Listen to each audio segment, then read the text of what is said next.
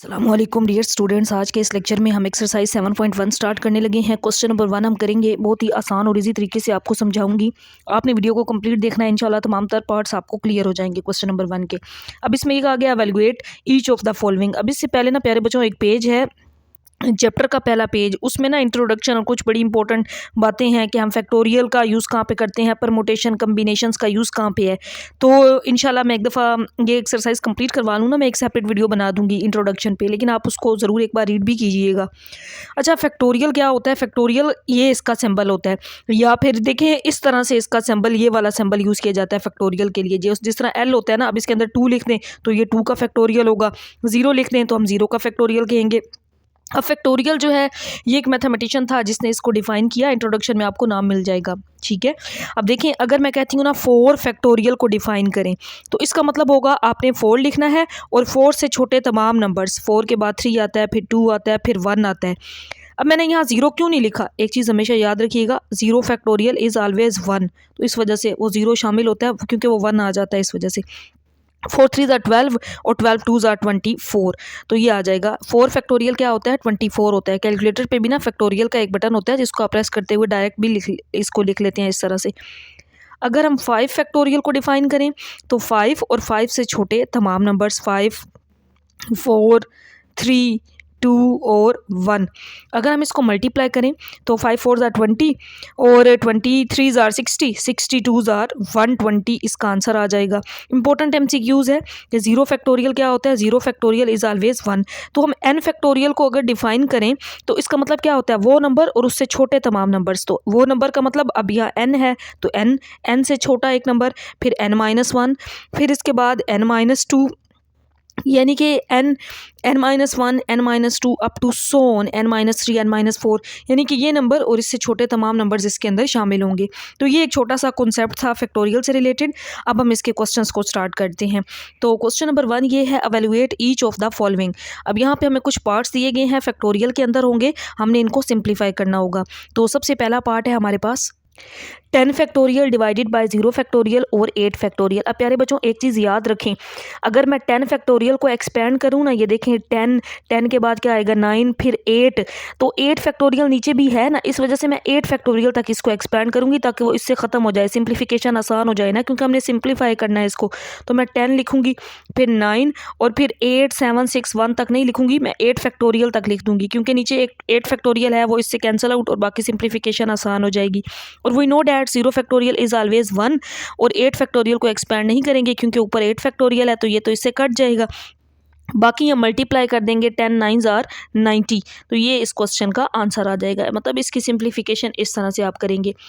अब हम नेक्स्ट इसका पार्ट नंबर 2 करते हैं, और पार्ट नंबर 2 में है हमारे पास ऊपर 12 factorial divided by 3 factorial into 12 minus 3 ये होल फैक्टोरियल, ये एक वैल्यू है। तो पहले हम इसको सिंप्लीफाई करते हैं, ऊपर 12 फैक्टोरियल इसी तरह, 3 फैक्टोरियल भी इसी तरह, 12 माइनस 3 करें तो ये आ जाएगा 9 फैक्टोरियल। ये मल्टीप्लाई ना, यानी कि 3 फैक्टोरियल और 9 फैक्टोरियल, इसको मैंने लिख लिया। अब 12 को मैं कहाँ तक लिखूँगी? 9 तक, ताकि इससे इसकी सिंप्लीफिकेशन आसान हो जाए। तो मैं इसको लिख सकती हूँ 12 11 10 और फिर 9, तो 9 फैक्टोरियल, तो अब इस 9 फैक्टोरियल से कट जाएगा ना, बाकी 3 फैक्टोरियल रह गया।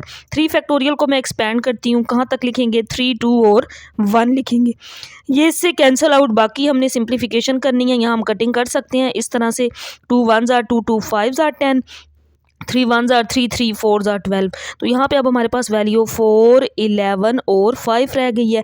अब हमने इसको मल्टीप्लाई कर लेना है, तो मल्टीप्लाई करें ना, 11 4 ज़ार 44, 44 को फिर आप 5 के साथ मल्टीप्लाई कर लें, तो इसका आंसर हमारे पास आ जाता है मल्टीप्लाई करने से। जब आप इसको मल्टीप्लाई करेंगे ना, तो आपके पास आंसर आ जाएगा 220। 11 5 ज़ार कर लें 55, 55 को 4 से कर लें, या 11 4 ज़ार 44, उसको 5 से कर लें, तो आपके पास जो आंसर है ना, ये आ जाएगा 220। तो ये हमारे पहले 2 पार्ट्स हो चुके हैं। नेक्स्ट हम पार्ट नंबर 3 को सॉल्व करते हैं। तो पार्ट नंबर 3 में प्यारे बच्चों हमारे पास दो वैल्यूज़ हैं। पहले हम इस फर्स्ट वैल्यू को देखते हैं। 1440 जो ऊपर वाली वैल्यू है इसको मैंने एज इट इज़ लिख लिया। 3 फैक्टोरियल को हम ओपन करते हैं। 3 फैक्टोरियल का मतलब क्या है? 3, 2 और 1। 4 फैक्टोरियल को ओपन करते हैं तो 4, 3, 2 और 1। इसको मैंने एक्सपेंड कर लिया। अब यहाँ पे हमने इस वैल्यू को एज इट इज़ लिख लेना है। 5 फैक्टोरियल को ओपन करते हैं। 5, फिर 4, फिर 3, 2 और 1 तक आ जाएगा। फिर इसके बाद 2 फैक्टोरियल है तो 2 इंटू 1 आ जाएगा। मैंने इन सारे फैक्टोरियल्स को एक्सपेंड कर लिया है। तो अब यहाँ पे 1440 इसी तरह यहाँ इन सारी वैल्यूज़ को आपने मल्टीप्लाई करना है। तो जब आप इन सारी वैल्यूज़ को मल्टीप्लाई करेंगे तो आपके पास आंसर 144 आ जाएगा। आप डायरेक्टली भी ले सकते हैं ना। 3 फैक्टोरियल क्या होता है? 3 फैक्टोरियल 6 होता है। 4 फैक्टोरियल 24 होता है। मल्टीप्लाई कर लें, आपके पास इस तरह से ये आंसर आ जाएगा। तो जिस तरह मैंने एक्सपेंड करके किया इस तरह भी कर सकते हैं। या 5 फैक्टोरियल होता है आपके पास 120 होता है और 2 फैक्टोरियल 2 होता है, ये लिख लें। बेशक इस तरह इनको मल्टीप्लाई कर लें, या फिर आप जिस तरह मैंने एक्सपेंड किया इन तमाम वैल्यूज़ को लिखें और फिर इनको मल्टीप्लाई कर लें, तब भी आपके पास आंसर आ जाएगा। अब जब आप इन सारी वैल्यूज़ को मल्टीप्लाई करते हैं ना तो आपके पास आंसर आ जाता है 240। तो अब इसकी सिंप्लीफिकेशन आसान हो गई है। मतलब अब हम एलसीएम लेके इसको आगे सिंप्लीफाई कर लेते हैं, या आप पहले कटिंग कर लें बाद में एलसीएम ले लें, या आपकी अपनी मर्ज़ी है। मेरे बच्चों मैं एक और आसान तरीका बताती हूँ आपको किस तरह आप कर सकते हैं। 144 1s आर 144 7 0, मतलब वो बटे वाली वैल्यू ख़त्म हो गई ना। ये देखें 240 1s आर 240, 7 जो 0 बचा वो इसी तरह आ गया। ये आ गया 10 + 10 ऐड करें तो आंसर आपके पास 20 आ जाएगा। देखें सिंप्लीफिकेशन बड़ी आसान हो गई। मतलब एलसीएम वाले उस मेथड से हम बच गए क्योंकि हमने कटिंग कर ली तो हमारे पास ये आंसर आ गया है। अब नेक्स्ट हम इसका पार्ट नंबर 4 करते हैं। ये था पार्ट नंबर 3। तो पार्ट नंबर 4 में हमारे पास वैल्यू है n+2 फैक्टोरियल और डिवाइड में है n+1 फैक्टोरियल। तो अब इसकी सिंप्लीफिकेशन करनी है।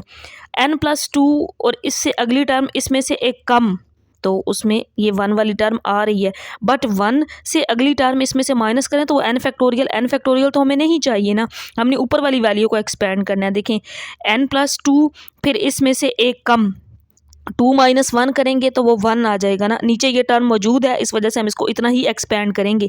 जैसे प्रीवियस पार्ट्स में हमने किया, ऊपर 10 फैक्टोरियल था, नीचे 8 फैक्टोरियल था, तो हमने 10 को कहाँ तक लिखा? 10 9 8 तक लिखा ताकि वो इस 8 से कट जाए। तो अब n+2 को हमने कहाँ तक लिखा? n+1 तक, ताकि वो इस नीचे वाली टर्म से कट जाए।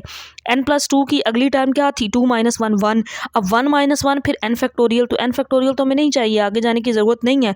हम जस्ट n+1 फैक्टोरियल तक लिखेंगे तो ये टर्म इससे कैंसिल आउट हो जाएगी। तो हमारा जो आंसर होगा ये n+2 आ जाएगा। सो इस पार्ट का ये आंसर होगा। नेक्स्ट हम इसका पार्ट नंबर 5 करते हैं। डियर स्टूडेंट्स, मैंने अभी बुक पे चेक किया तो देखा कि क्वेश्चन 1 ये था, valuate each of the following, जिसके 4 पार्ट्स थे। Part number 1, part number 2, part number 3 and part number 4। तो ये चारों पार्ट्स हम कर चुके हैं। इंशाल्लाह नेक्स्ट लेक्चर के अंदर हम क्वेश्चन नंबर 2 से स्टार्ट करेंगे। अल्लाह हाफिज़।